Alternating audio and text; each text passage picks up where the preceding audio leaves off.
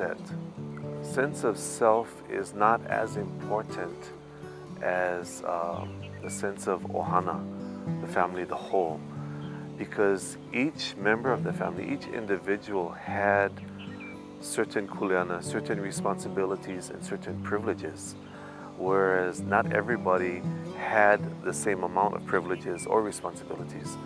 The older you were, the more responsibilities you had, the more restrictions you had, because you had so many things to do or so many things that you were responsible for. The younger you were in the family, the less responsibilities you had, and yet the less privileges you had too. But you're free to roam around as you please.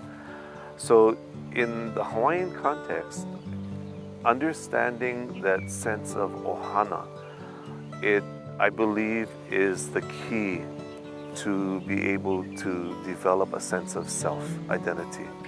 And many times kuleana is in relationship to others. Yeah, you do something for your family. You do the dishes because, you know, somebody has to do the dishes, but it's not for just you. You're not the only one who's eating, but it's for your whole family. But how do you get to present it in a way that now they can look at it from, I'm contributing. And not that I have to, I get to. I get to do this.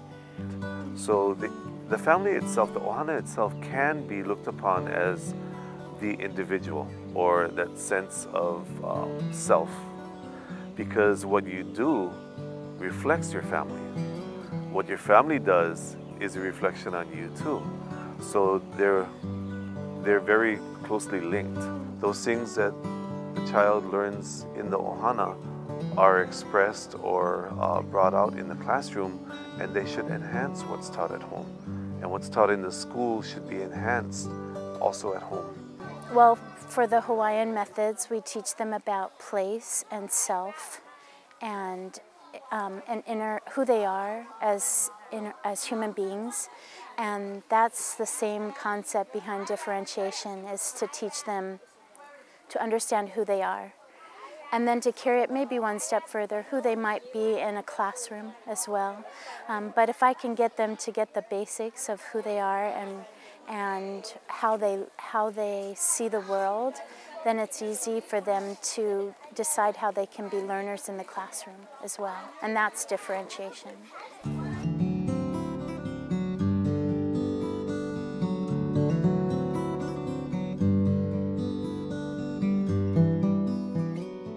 Well, I wanted to know if the Hawaiian values are alive today. Are they something that we use in our lives?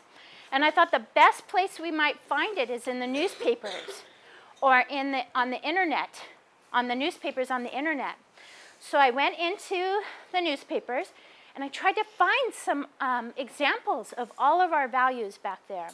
And I actually found some.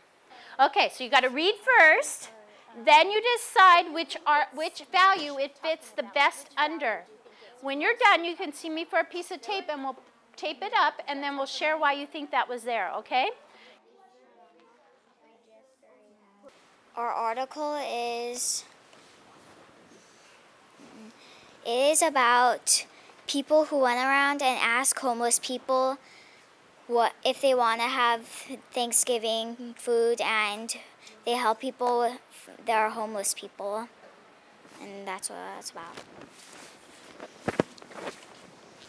We chose Lokamai because they're sharing food with the homeless people and tried to do something about it.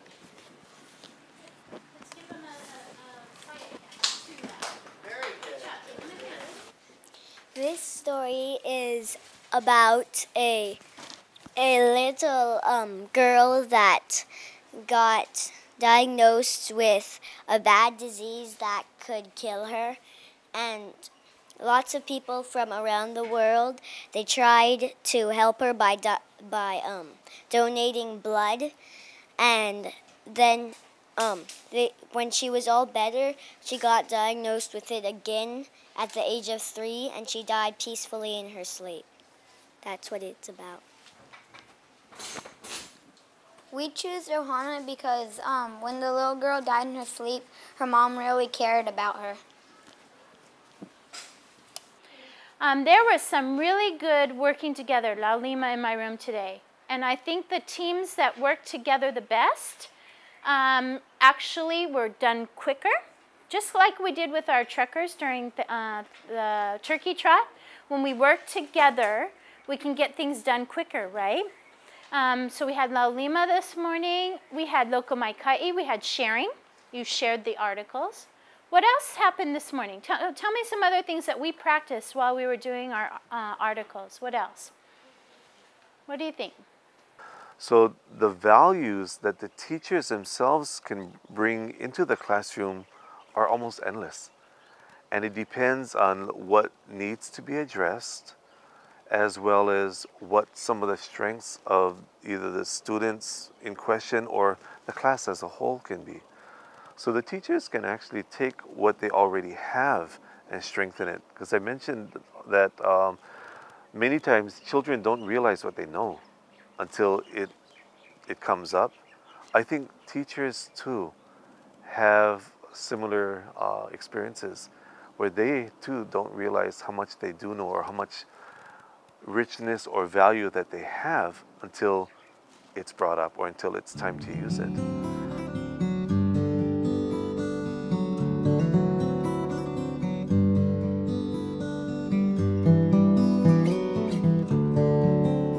I got some books from the library all about farms or farm animals. Some of them are older, some of them are newer, some of them were picture books even. And I just put them on the desk and I asked them to browse or read passages, and so they had a little bit of knowledge about farms because the setting in Charlotte's Web is based on Uncle Homer's farm and the barnyard. And then I asked them if they had ever visited a farm before. Before we begin our activity, I just wanted to give you a heads up. So I went to the library and got a whole bunch of farm books. What's the setting in our story? Go ahead. Shania. It's about a farm, right? Okay. Have any of you been to a farm? Yeah. Kaimana, what farm did you go to? A chicken farm. A chicken farm? And what they have there? Chickens. And what do they do on a chicken farm? Feed them. Oh, okay. Okay, good. Those are animals we're going to read about in our story. So that was good. So then they're connecting their culture to what they're going to read in Charlotte's Web. Basically, when the kids come in the classroom, they have to read the statement on the board. It might be a question. Today it was, give your partner a compliment. And we've done compliments a lot in class to show appreciation.